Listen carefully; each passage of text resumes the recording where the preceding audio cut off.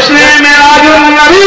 ये मेराजुन नबी का जलसा हमारे और आपके दरमियान जो मुनक्किद है, हमारे दरमियान हज़रत अल्लामा मौलाना शेख अब्दुल गफ्फार सदी बनारसी साहब तशरीफ रखते हैं। बगैर किसी ताखीर के आइए हम और आप उनका इस्तकबाल इस शेर के साथ की फसाहत गुल शबनम पे बलागत नाज करती है, फसाहत गुल शबनम पे बलागत नाज करती है। खिताबत की दुनिया में है हुक्मरानी, दिलों को जगाती है सहरुल बयानी। फिदा इनकी आवाज पर है यकीन, गुलों का तबस्सुम अली की जवानी। आइए हम और आप हज़रत का इस्तकबाल नारे तकबीर और रिसालत से करें। नारे तकबीर, नारे रिसालत, जश्न मेराजुन नबी, जश्न मेराजुन नबी की हदीसों इश्क की रोशन कोई तफसीर लिखेंगे, हदीसों इश्क की रोशन कोई तफसीर लिखेंगे। जबीने कुफ्र पर ये नारे तकबीर लिखेंगे और हम हैं हुसैनी, हमने हुसैनी खून रखा है। जहां हम करबला देखेंगे शब्बीर लिख देंगे, जहां हम करबला देखेंगे शब्बीर लिख देंगे। आपके सामने हजरत मौजूद है। ये मेरे लिए बड़ी खुशनसीबी की बात है कि ये पढ़े लिखे लोगों की बस्ती है, अदीबों की बस्ती है, शुआरा की बस्ती है मछली शहर। पहली मर्तबा आपके दरमियान आने का मौका मिला है। मौका है आपके इस सालाना जलसे का, जो जश्न मेराजुन नबी के नाम से हर साल मुझे बताया गया तकरीबन 66 सालों से मुनक्किद हो रहा है। हर साल जाहिर है कि हर साल आप मेराज के इस जलसे में शरीक होते हैं, उलमा के बयानात सुनते हैं, नातिया कलाम सुनते हैं, तो जाहिर है कि मेराज के बारे में बहुत सारी बातें आपको पता भी होंगी। मैं आज आपके सामने सच पूछिए तो मेराज का वाकया नहीं बताने वाला। वाकया तो आप जानते हैं। मेराज का जो वाकया है वो वाकया हमें सबक क्या देता है। अल्लाह के नबी सल्लल्लाहु अलैहि वसल्लम की जिंदगी में जो मेराज का ये वाकया पेश आया, इस वाकये ने हमें और आपको क्या दिया है, इस वाकये से हमें और आपको क्या मिला है, हमारी जिंदगी पर, हमारे कैरेक्टर पर, हमारे स्वभाव पर, हमारे अखलाक पर, हमारे नेचर पर, हमारे बिहेवियर पर इस वाकये का क्या असर पड़ना चाहिए, इस पर मैं आज थोड़ी सी गुफ्तगू करूंगा। सबसे पहले तो मेराज का मतलब समझ लीजिए कि मेराज कहते किसको है। मेराज बना है उरूज से। उरूज के माने चढ़ना। हमारे प्यारे नबी जनाब मोहम्मद रसूलुल्लाह सल्लल्लाहु अलैहि वसल्लम बुराक, उसको हम लोग अपनी अवामी जुबान में बुर्राक कहते हैं। बुर्राक नहीं, वो बुराक है। बुराक, रा के ऊपर तशदीद नहीं रहेगी। तो बुराक के ऊपर सवार होकर के आपने सातों आसमानों की सैर की, जन्नत और जहन्नम के मनाजिर आपने देखे, अल्लाह तबारक व तआला से मुलाकात हुई, अल्लाह ने आपके ऊपर वही नाजिल की, अल्लाह ने आपको कुछ तोहफे दिए। इस पूरे वाकये को मेराज कहा जाता है, जो कि उरूज से बना है। उरूज के माने चढ़ना, क्योंकि नबी अकरम सल्लल्लाहु अलैहि वसल्लम सातों आसमानों की तरफ चढ़े थे। बुराक के ऊपर सवार होकर आपने बुलंदी का सफर तय किया था, इसलिए इस वाकये को मेराज कहा जाता है। यह वाकया कब पेश आया, बहुत इख्तिलाफ है उलमा के दरमियान। सीरत की कोई भी किताब आप उठाएंगे, मेराज का वाकया किस सन में हुआ, किस तारीख में हुआ, बहुत इख्तिलाफ है। और मैं ऐसे मौके पर एक बात कहता हूं कि अल्लाह तबारक व तआला अगर चाहता तो मेराज की तारीख को मुतय्यन कर देता, कोई इख्तिलाफ ना होता। लेकिन इख्तिलाफ है तो इसमें भी एक हिकमत और मसलहत है। मकसद यह नहीं है कि हम हर साल मेराज का जश्न मना लें और मेराज के नाम पे जलसा कर लें। मकसद यह नहीं है मेरे भाई। मकसद यह है कि हम मेराज के इस वाक़े को याद करके, इस वाक़े ने हमको क्या दिया है, इस वाक़े से हमें क्या सबक मिला है, उसको हम हासिल करने की कोशिश करें। यह असल मकसद है मेराज का। और जब हम कुरान उठाते हैं, अल्लाह ने पूरे मेराज के वाक़े को एक आयत के अंदर पिरो दिया है। सिर्फ एक आयत, कुरान मजीद के 15वें पारे की पहली आयत को गौर से पढ़ लो, समझ लो, मेराज को समझ गए। सुब्हानल्लज़ी यसरा बिअब्दिही लैलम मिनल मस्जिदिल हराम इलल मस्जिदिल अक़सल्लज़ी बारकना हौलहू लिनुरियहू मिन आयातिना। बड़ी पाक है वो जात, बड़ी बरकत वाली है वो जात, बड़ी ऊंची है वो जात, बड़ी अजमत वाली है वो जात, जो अपने बंदे को रातों रात ले गई मस्जिद हराम से, खाने काबा से, मक्का मुकर्रमा से बैतुल मुक़द्दस तक का सफर उसने अपने नबी को रातों रात कराया। गौर कर रहे हैं आप, तवज्जो है आपकी। मेराज का वाकया हमारे नबी की फजीलत है भाई। मेराज का वाकया हमारे नबी की अजमत है। होना यह चाहिए था, कलाम ऐसे होना चाहिए था, बड़ा अजीम है वो नबी जिसको मेराज कराई। अल्लाह ने अपने नबी की अजमत से नहीं, अपनी अजमत से कलाम को शुरू किया। अल्लाह ने ये नहीं कहा बहुत अजीम है वो नबी जिनको मेराज हुई, अल्लाह ने कहा बड़ा पाक है, बहुत बुलंद है, बहुत अजीम है वो रब जिसने अपने नबी को मेराज किया। और हमारे उलमा बैठे, अल्लाह ने सुबहाना, सुबहाना के लफ्ज से शुरू किया है कलाम।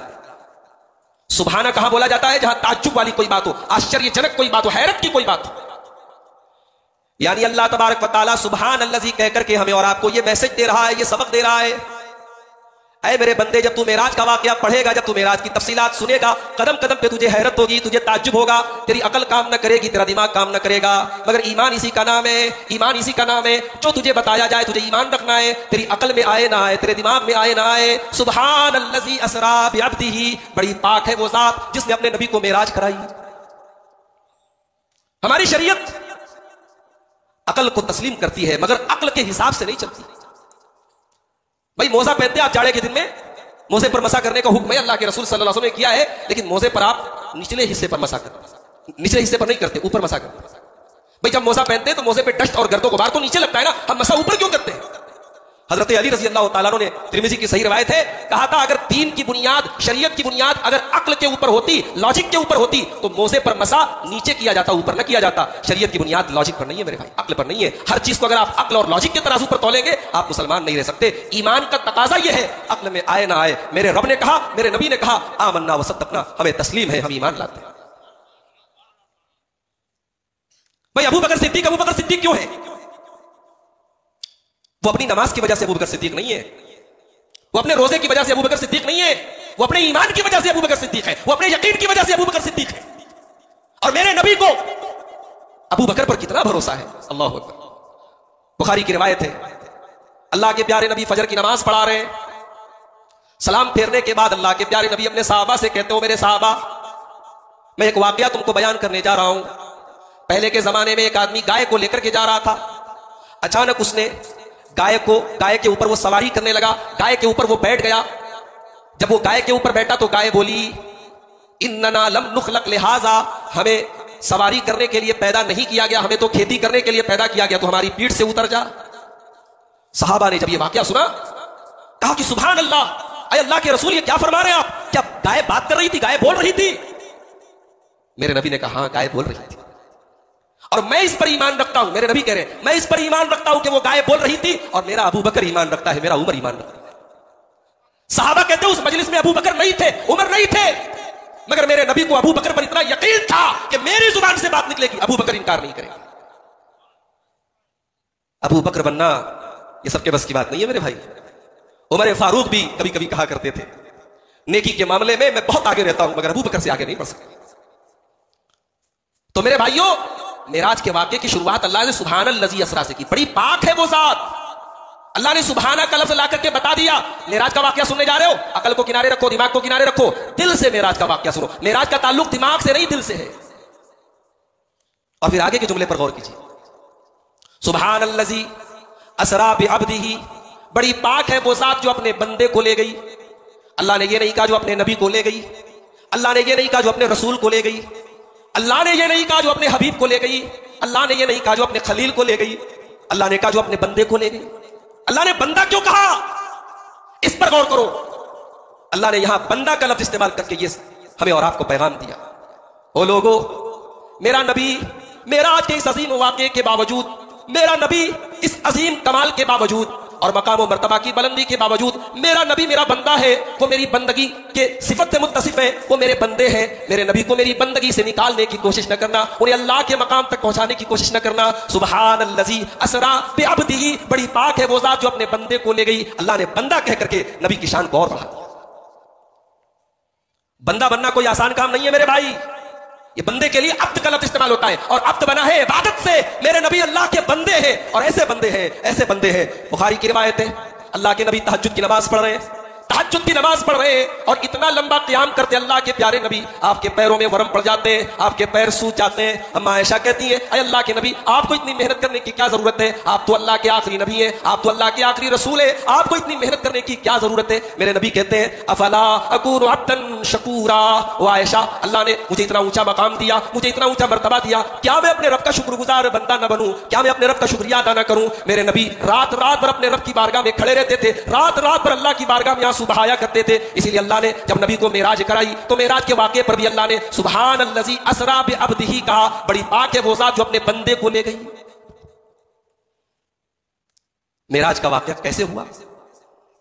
बहुत सारी रिवायतें हैं, मैं खुलासा आपके सामने पेश कर देता हूं।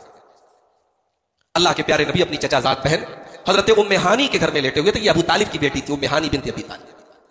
नबी अकरम की चचाजाद बहन थी। अल्लाह के नबी अक्सर उनके मकान में जाते तो वहीं आराम करते। अल्लाह के प्यारे नबी कहते हैं मैं सोया हुआ था, लेकिन पूरी तरह से नहीं सोया था, सोने और जागने के बीच में था। इतने में मकान की छत फटी और फरिश्ता आया और वहां से मुझे उठा करके खाने काबा के पास लेके आया। उसके बाद फरिश्ते ने फस्तखरज कल्बी, मेरा सीना चाक किया। बुखारी की एक रिवायत में अल्फाज है कि हलक से लेकर के नाफ के बीच का हिस्सा चाक किया। फस्तखरज कल्बी, फरिश्ते ने मेरा दिल निकाला। यह दुनिया की पहली ओपन हार्ट सर्जरी है जो अल्लाह तबारक व तआला के फरिश्ते जिब्रील अमीन कर रहे हैं जनाब मोहम्मद रसूलुल्लाह सल्लल्लाहु अलैहि वसल्लम। फरिश्ते ने सीना चाक किया, दिल को निकाला। एक सोने के तख्त के ऊपर मोहम्मद रसूलुल्लाह सल्लल्लाहु अलैहि वसल्लम के दिल को रखा गया। सोने के तख्त क्यों लाया गया? सोना सबसे कीमती धात है और मेरे नबी सबसे कीमती बंदे हैं। अल्लाह के सबसे कीमती बंदे के सबसे कीमती हिस्से को अल्लाह ताला ने सबसे कीमती धात पर रखने का हुक्म दिया।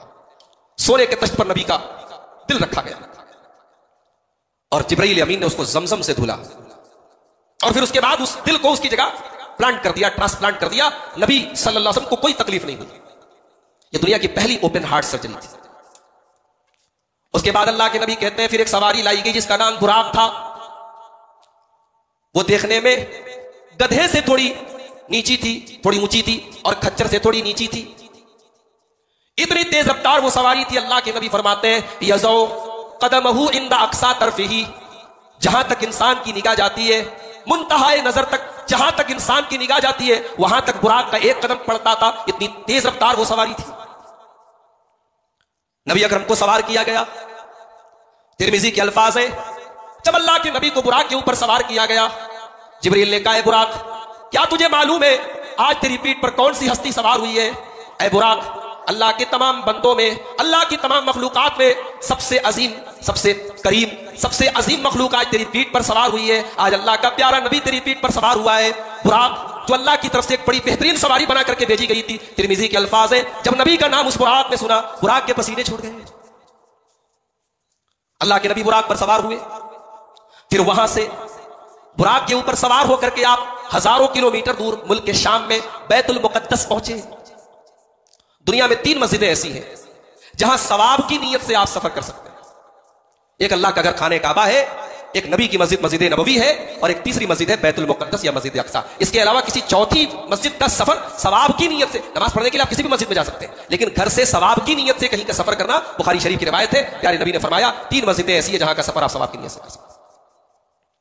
बैतुल मुकद्दस में पहुंचे आप, बैतुल मुकद्दस में दाखिल हुए, नबियों की लाइन लगी है। मूसा खड़े हैं, ईसा खड़े हैं, इब्राहिम खड़े हैं, नूह अलैहिस्सलाम खड़े हैं, सारे पैगंबर खड़े हैं। इमाम का इंतजार है। मोहम्मद रसूलुल्लाह दाखिल हुए। मुसल्ले इमामत के ऊपर अल्लाह के प्यारे नबी खड़े हो गए। नबी अकरम ने सारे नबियों की इमामत करवाई। गोया दुनिया को यह मैसेज दे दिया गया, ओ लोगों, नूह अलैहिस्सलाम अपने दौर के नबी थे, इब्राहिम अलैहिस्सलाम अपने दौर के नबी थे, मूसा अपने दौर के नबी थे, ईसा अपने दौर के नबी थे, लेकिन मेरा ये आखिरी नबी कयामत तक का नबी है। ये कयामत तक के इंसानों के लिए नबी बना करके भेजे गए। अब इनके बाद कोई नबी आने वाला नहीं है। ये नबियों के इमाम है, ये नबियों के सरदार है। आज सारे नबियों ने इनके पीछे नमाज पढ़ करके इनको अपना इमाम मान लिया। नबी अकरम ने नमाज पढ़ाई। उसके बाद जिब्रील अमीन कहते हैं अल्लाह के नबी अभी सफर मुकम्मल नहीं हुआ, अभी तो इसरा का सफर हुआ है, अभी तो बैतुल मुकद्दस तक का सफर हुआ है, अभी तो आगे की मंजिलें भी तय करना है, अभी आसमानों की सैर भी करना है। फिर बुराक के ऊपर आपको सवार किया गया और पहले आसमान पर आपको लेके जाया गया। और बुखारी मुस्लिम के अल्फाज है फस्तफ्तहा, अल्लाह ताला के यहां भी आसमानों पर सिक्योरिटी का इंतजाम है, कोई बगैर इजाजत अंदर नहीं जा सकता।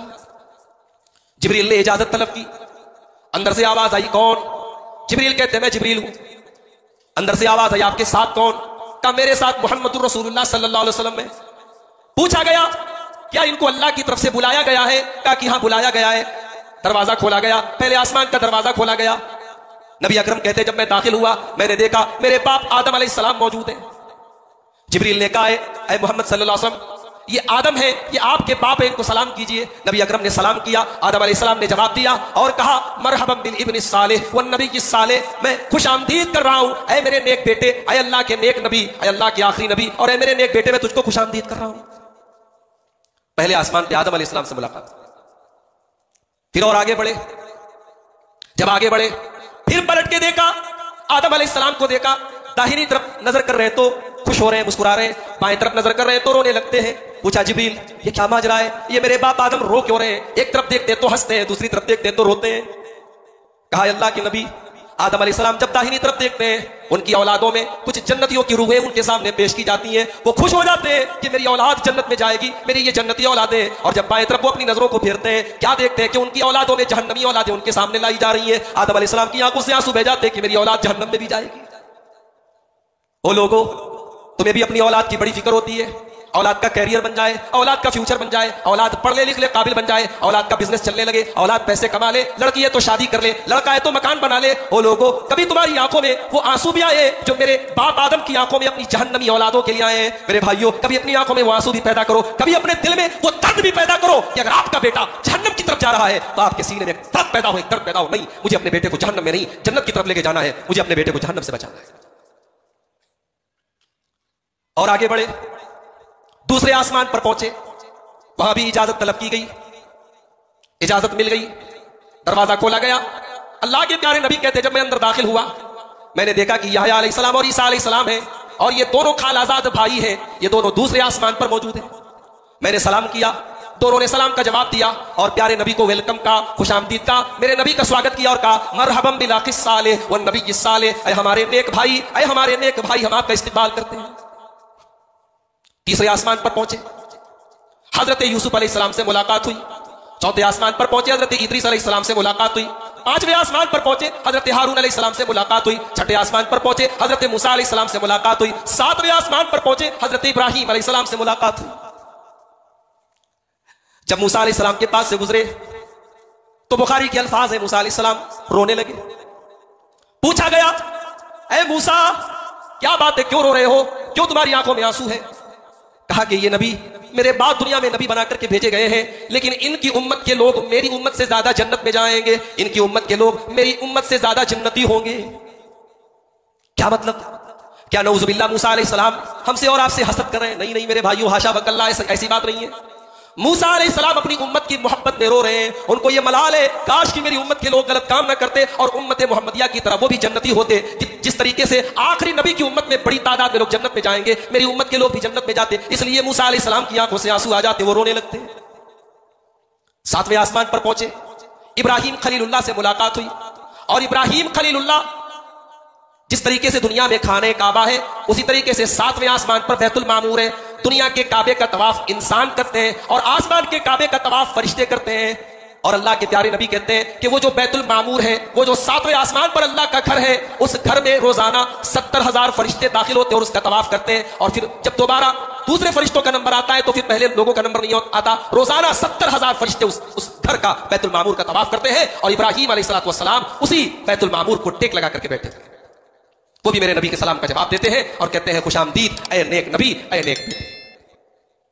उसके बाद अल्लाह के रसूल कहते हैं मैं और आगे बढ़ा, एक अजीबो गरीब बेरी का दरख्त मैंने देखा जिसका नाम सिदरतुल मुंतहा है। सिदरा के माने बेरी का दरख्त और मुंतहा के माने जहां सारी चीजें एंड हो जाए, जहां सारी चीजें खत्म हो जाए, जिसके आगे कोई रास्ता ना हो, उस जगह का नाम सिदरतुल मुंतहा है। उसके आगे कोई फरिश्ता नहीं जा सकता।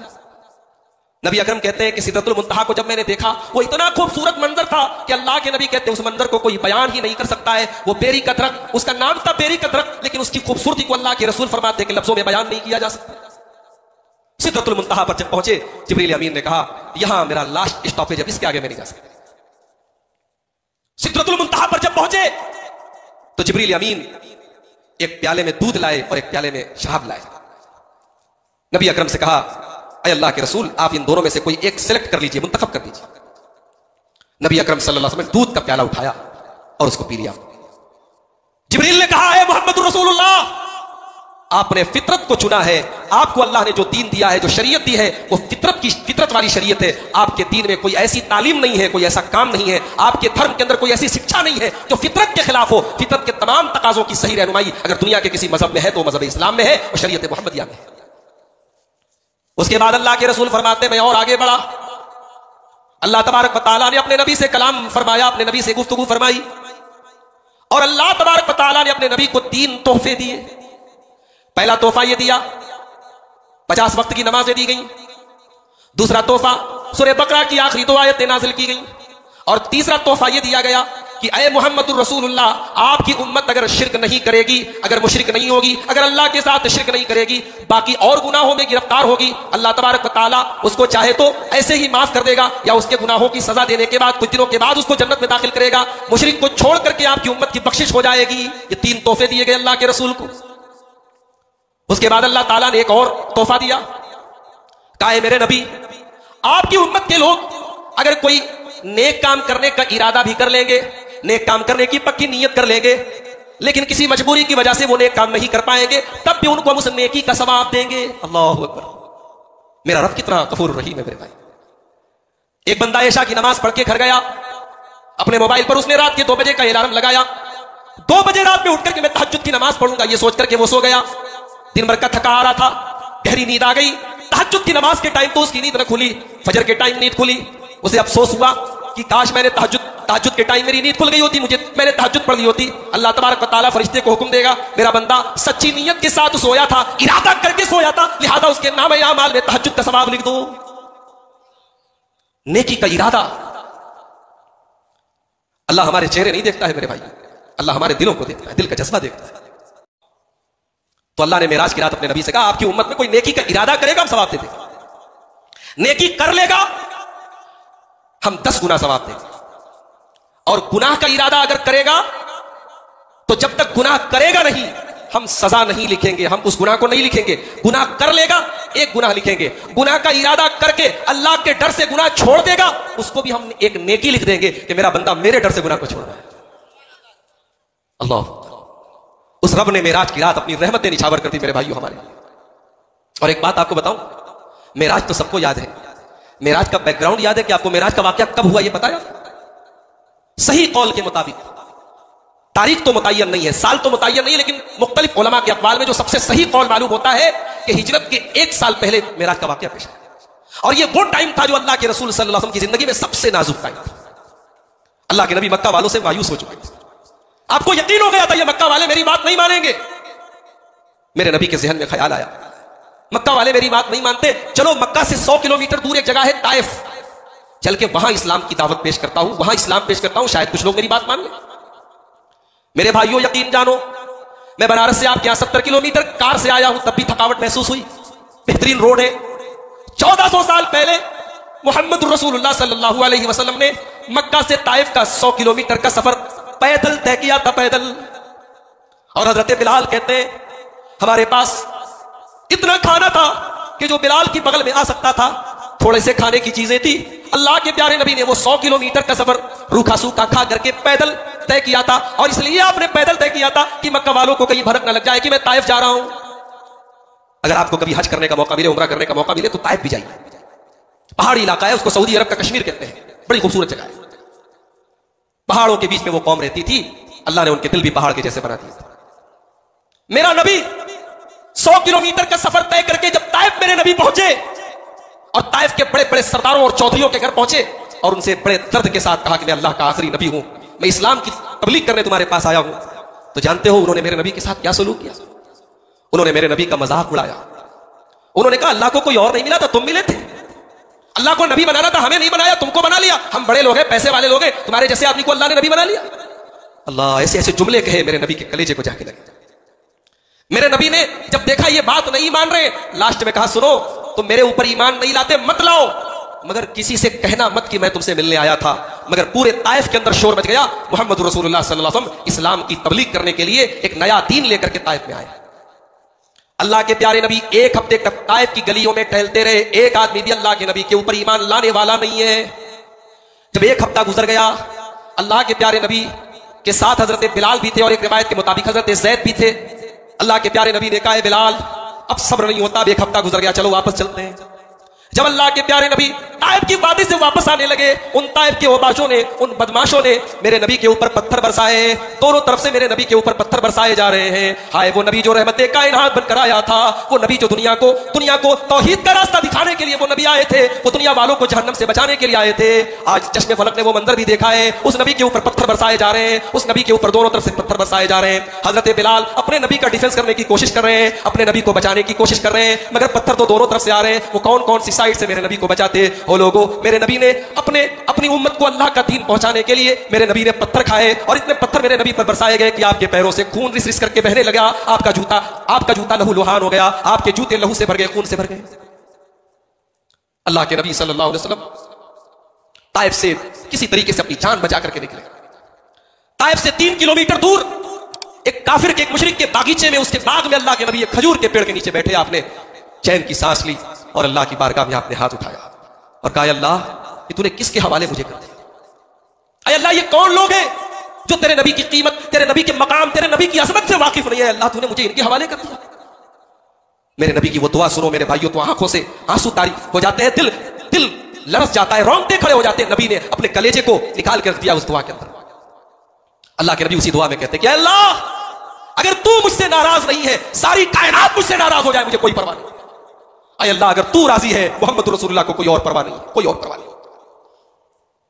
अल्लाह ने जिब्रील को भेजा, जिब्रील आए, अय अल्लाह के रसूल बहुत जुल्म किया है आपके साथ ताइफ के लोगों ने, ये पहाड़ों का फरिश्ता आया है, इजाजत मांग रहा है, आप हुक्म दे दीजिए ताइफ वालों का काम खत्म कर दिया जाए, दोनों पहाड़ों में रख के पीस दिया जाए, खत्म कर दिया जाए।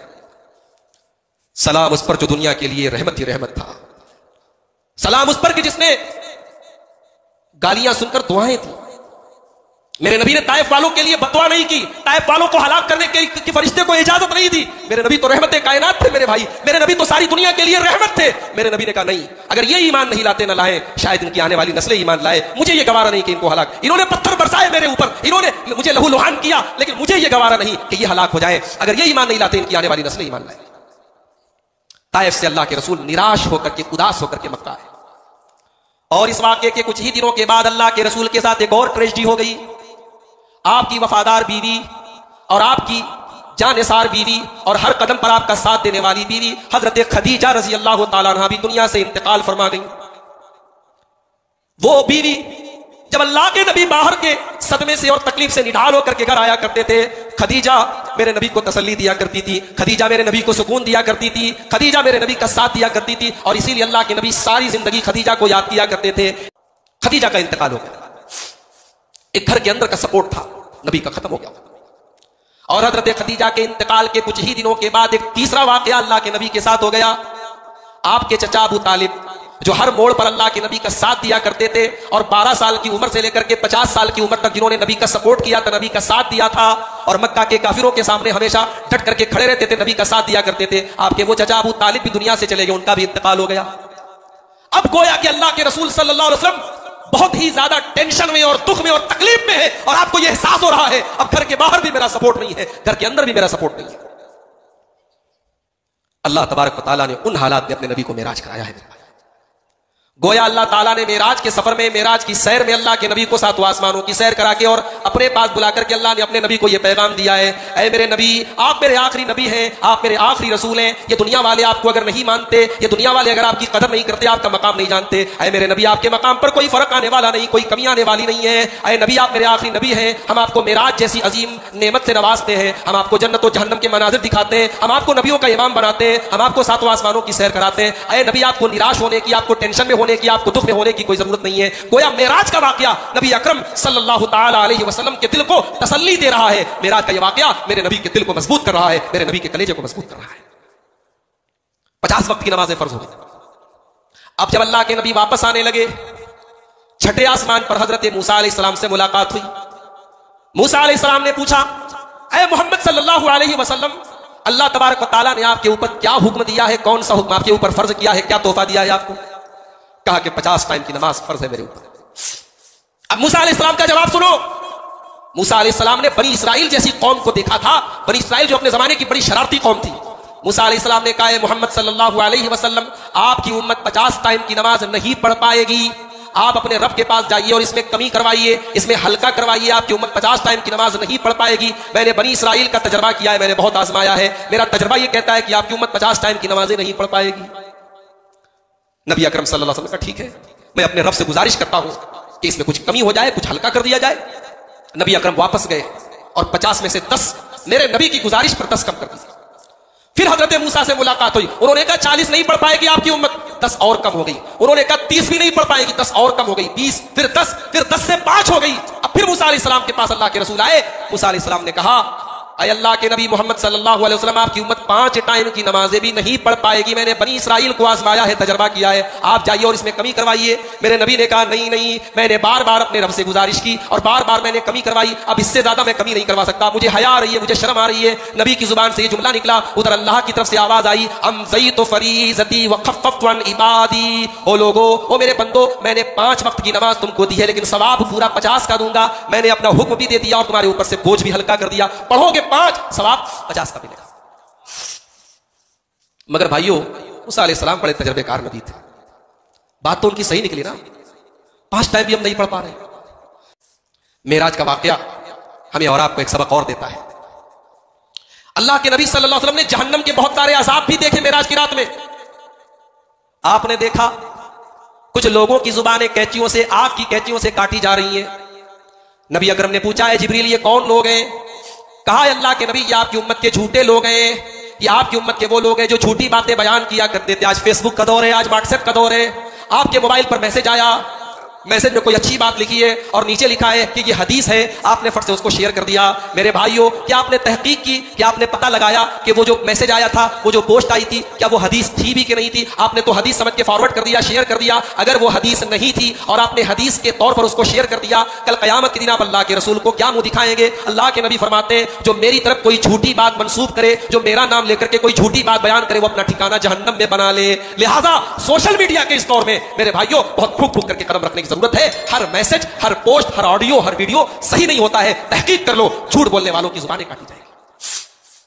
अल्लाह के रसूल ने मेराज की रात में देखा, आपने देखा एक तंदूर है, आपने झांक के देखा तो उस तंदूर के अंदर कुछ मर्दों की और कुछ औरतों की आवाज आ रही थी। आपने झांक के देखा तो कुछ मर्द थे, कुछ औरतें थी, सब नंगे थे और उल्टे लटके हुए थे और नीचे से आग आ रही थी जो उनके बदन में, उनकी शर्मगाहों में जा रही थी। नबी अकरम ने पूछा, है जिब्रील ये कौन लोग हैं? फरमाया, अल्लाह के नबी ये ज़िनाकार लोग हैं, ये ज़ानी लोग हैं, ये बदकार मर्द हैं, ये बदकार औरतें हैं, ये वो शादीशुदा औरतें हैं जो शौहरों को छोड़ करके गैर मर्दों से ताल्लुक कायम किया करती थी। ये वो लोग हैं जो ज़िना किया करते थे, बदकारी किया करते थे। अल्लाह के रसूल सल्लल्लाहु अलैहि वसल्लम ने जहन्नम के मनाजिर में ये मंजर भी देखा कि ज़िनाकार मर्दों की शर्मगाहों में जहन्नम की आग डाली जा रही है। मेराज की उस रात में अल्लाह के नबी सल्लल्लाहु अलैहि वसल्लम ने एक मंजर ये भी देखा, एक खून की नदी है, एक नदी है, एक नहर है, उसमें खून की नदी है और एक आदमी उस नदी में तैर रहा है। और जब वो किनारे पड़ता है, एक दूसरा आदमी खड़ा है जो बड़े बड़े पत्थर उसके मुंह में डालता है और वो पत्थर उसके मुंह में भरते चले जाते हैं और उसके बाद फिर वो दोबारा उसी खून की नदी में जाकर के तैरने लगता है। अल्लाह के रसूल ने पूछा, ये जो अजियत दी जा रही है, ये जो खून की इस गंदी नदी में ये आदमी तैर रहा है और ये बड़े बड़े पत्थर उसके मुंह में भरे जा रहे हैं, ये कौन आदमी है? जिब्रील अमीन ने कहा, अल्लाह के नबी ये आपकी उम्मत के सूदखोर लोग हैं, ब्याजखोर लोग हैं, हरामखोर लोग हैं जो अपने पेट में सूद और ब्याज की रकम भरा करते थे।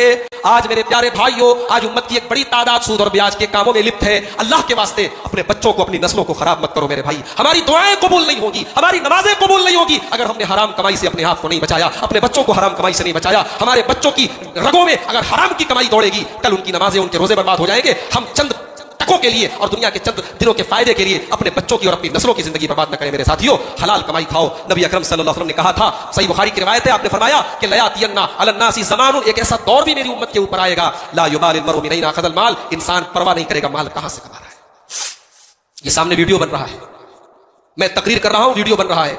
आज से 1 साल बाद, 5 साल बाद भी आप ये वीडियो जब इंटरनेट पर आप देखेंगे तो आप, मैं जैसे जैसे हाथ हिला रहा हूं ऐसे ऐसे आपको वीडियो में नजर आ जाएगा। नबी अकरम जब मेराज से वापस आए तो सुबह होते ही आपने मक्का के काफिरों को बुलाया और कहा कि कल रात मेरे साथ ऐसा ऐसा मामला हुआ और मुझे जिब्रील लेकर के गए बुराक पर सवार करके और बैतुल मुक़द्दस गया और फिर मैंने 7 आसमानों की सैर की और मैं वापस चला आया और ये सारा काम रात में हो गया। मक्का वाले मजाक उड़ाने लगे, अरे मोहम्मद कैसी बातें कर रहे हो, हमें पागल समझा है क्या? 1 महीना जाने में लगता है, 1 महीना आने में लगता है, तुम रात में ही गए और रात में ही वापस चले आए, जाओ किसी और को उल्लू बनाओ, हमें ना बनाओ।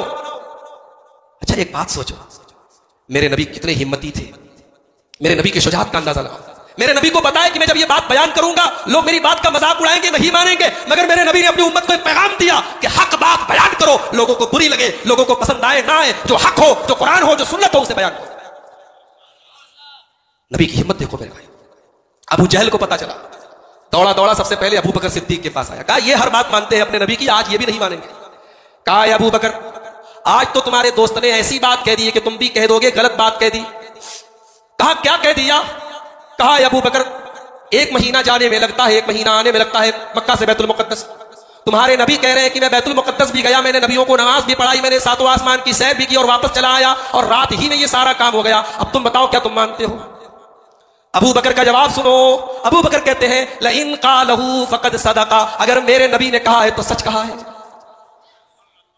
सिद्दीक ऐसे ही नहीं कहा जाता, अबू बकर सिद्दीक, वो सिद्दीक है, उन्होंने जुमला जो इस्तेमाल किया, अगर मेरे नबी ने कहा है तो सच कहा है। और उसके बाद जब अल्लाह के रसूल मक्का वालों के सामने आए तो मक्का वाले भी बड़े होशियार थे। कहा अच्छा आप बैतुल मुकद्दस गए हैं? हाँ गया हूं।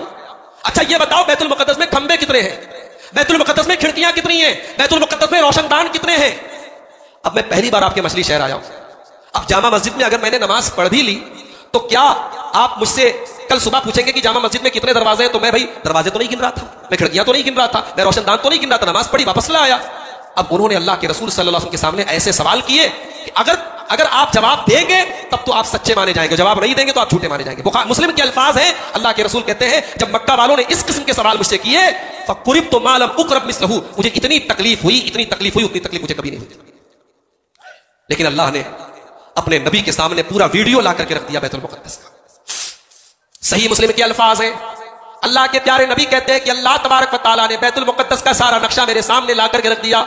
वो जिस एंगल से सवाल करते थे उस एंगल को अल्लाह ताला मेरे सामने पेश कर देता था। वो खंबे पूछते थे, बैतुल मुकद्दस के सारे खंबे मेरे सामने आ जाते थे। वो खिड़कियां पूछते थे, सारी खिड़कियां मेरे सामने आ जाती थी। वो रोशनदान पूछते थे, सारे रोशनदान मेरे सामने आ जाते थे। वो पूछते चले जाते थे, मैं बताता चला जाता था। मेरे प्यारे भाइयों, अल्लाह तबारक व तआला ने अपने नबी की सच्चाई को साबित करने के लिए बैतुल मुकद्दस का सारा वीडियो ला करके सामने रख दिया।